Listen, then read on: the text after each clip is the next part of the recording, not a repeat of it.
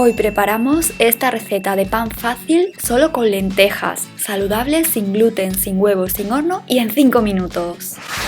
En una cazuela pequeña echa media taza de lentejas, en este caso son pardinas, y 2 tazas de agua.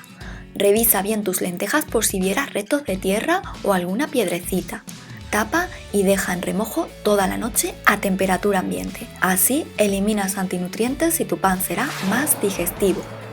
Recuerda que te dejo la lista con todos los ingredientes y cantidades exactas en la caja de info.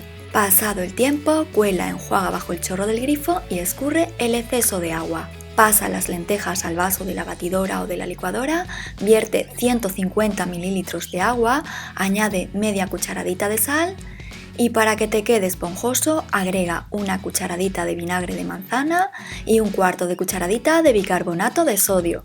Si no tienes, puedes sustituirlos por levadura química o polvo para hornear.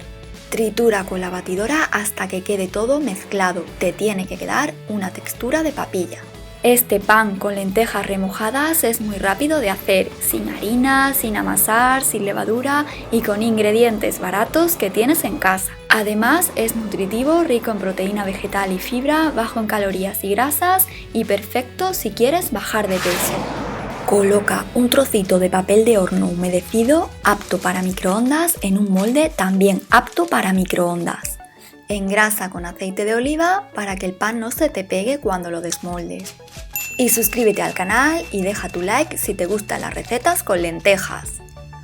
Vierte un poco de la masa y asiéntala bien.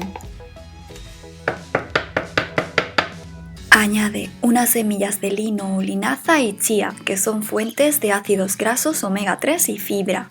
Puedes poner también semillas de sésamo o ajonjolí, amapola, girasol o calabaza. Y saludos grandes para Magdalena de España, Belén de Argentina y María del Carmen de Uruguay.